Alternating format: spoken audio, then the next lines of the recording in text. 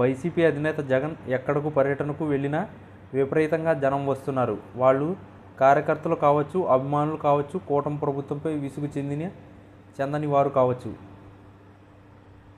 ఎవరైనా సరే జగన్ పర్యటనలో జనం మాత్రం విపరీతంగా వస్తుండడంతో పార్టీ నేతల్లో ఉత్సాహం పెరుగుతుంది. జగన్ ఎన్నికల ఫలితాలు వచ్చిన తర్వాత జరిపిన పర్యటనల్ని విజయవంతమవుతున్నాయి. ప్రాంతాలకు అతీతంగా సక్సెస్ కావడంతో వైసీపీ నేతల్లో తిరిగి ఉత్సాహం ఉరకలేస్తుంది. జగన్ ఏడాది కాలం నుంచి రాయలసీమ, ఉత్తరాంధ్ర, కోస్తాంధ్రలోని అనేక ప్రాంతాల్లో పర్యటించారు.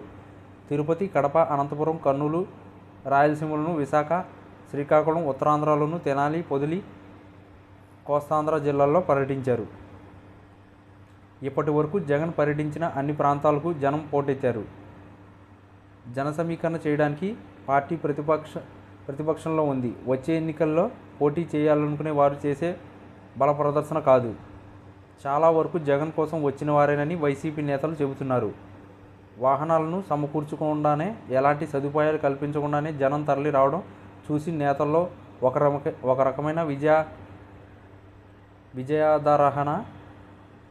విజయాదసరం కనబడుతుంది. ప్రజల్లో వచ్చిన మార్పును సంకేతమని సీనియర్ వైసీపీ నేత ఒకరు వ్యాఖ్యానించారు.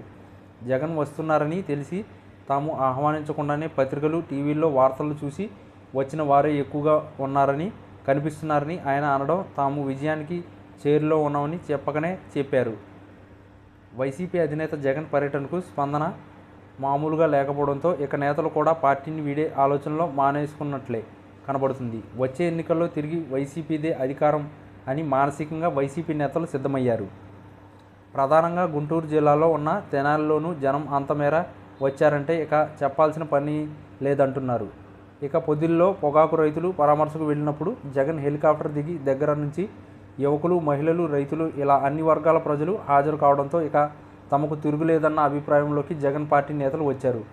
ఇక ఇప్పుడు ఎన్నికలు జరిగిన తమదే విజయం అన్న ధీమా ఫ్యాన్ పార్టీ నేతల్లో పెరిగింది.